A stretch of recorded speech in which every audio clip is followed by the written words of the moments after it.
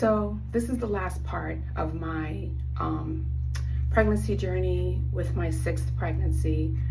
Where I left off was that I had my blood pressure was extremely low after my C-section because I lost a lot of blood. I had placenta previa, so my doctor was very concerned about that because apparently there's one where it can attach to your uterus and you'd have to have a hysterectomy, be in the ICU and have transfusions. Thank God that didn't happen to me, so I still have my uterus. I did have my tubes tied because she thought it would be not safe for me if I got pregnant again or for the next baby, so I did that. And so my daughter, because the MFM doctor forgot to give me the steroids 2 weeks before my C-section and didn't put it in the notes that I was supposed to get one, my daughter was born, her lungs weren't 100% ready. I had her at 36 weeks. And so she was on a kind of like, it looked like a CPAP machine, but it was helping her breathe. She was in the NICU for about, I would say 4 or 5 days.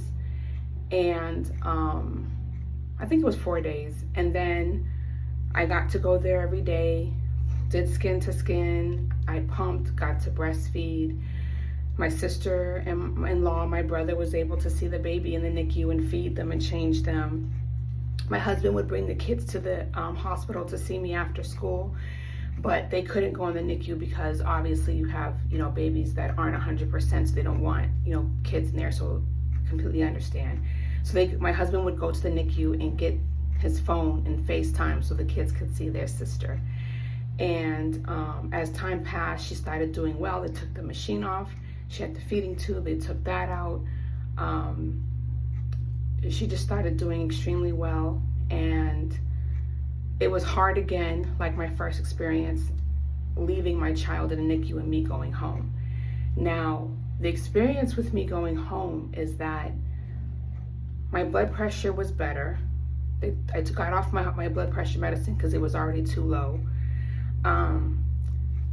They gave me Motrin and pain medicine to take home and that I was taking at the hospital. But mind you, I wasn't taking my blood pressure medicine at that time. So it's my day to leave. As you guys know, no matter what hospital stay, surgery, they always supposed to take you down in a wheelchair. The nurse said to me, "Oh, you're walking pretty well. So, as long as you're out the room by 6, you'll be fine. And you can, just walk out or whatever." So as I'm leaving, my husband and kids are with me. The nurse goes, the different nurse was like, "Don't you need a wheelchair?" I was like, "Well, the last nurse that I saw told me I didn't need one." And she kind of looked perplexed. And I could have given them shit because I should have been taken down in a wheelchair. I just had a C-section 3 days ago. But I was going to the NICU. I didn't want to have them take me down to the NICU in the wheelchair and then turn around and take me out. And actually it was my no, it was my husband. Never mind, I'm getting things confused. And so I went home and everything was good. And then now I'm back home, so I'm taking my blood pressure medicine and the medicine they gave me. I didn't want to take pain meds because I didn't want that being in my milk when I'm bringing milk to the hospital for my baby. And finally she got to come home on a Sunday. So her and I was in the office sleeping. Something was off. My heart was beating really weird. I couldn't breathe properly. I thought I was gonna die.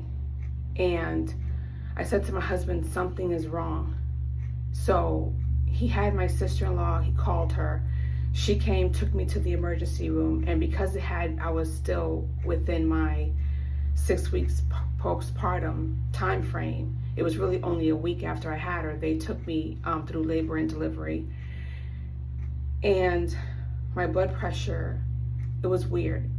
And then I was in the ER for so long, and they were like, "Well, we don't see anything wrong here, just follow up with your heart doctor, blah, blah, blah." So I'm like pumping in the ER. They did like a chest x-ray and all that. I ended up going home. I did research myself. And I realized with that research that if you take Motrin with the heart medication I was on, it could do that. You're not supposed to take Motrin with my heart medication. So the minute I stopped taking the Motrin, I didn't have that feeling anymore. So you would think the doctors that I saw would have told me that, like, oh, you're taking Motrin in this, you shouldn't mix those. Yeah, no one told me that. I figured it out by research. So I started feeling better. Needless to say, my daughter's doing beautiful. She's already a year old. And, you know, I'm doing fine, not taking Motrin. I've actually cut down on my heart medication, which was always my purpose. My weight loss journey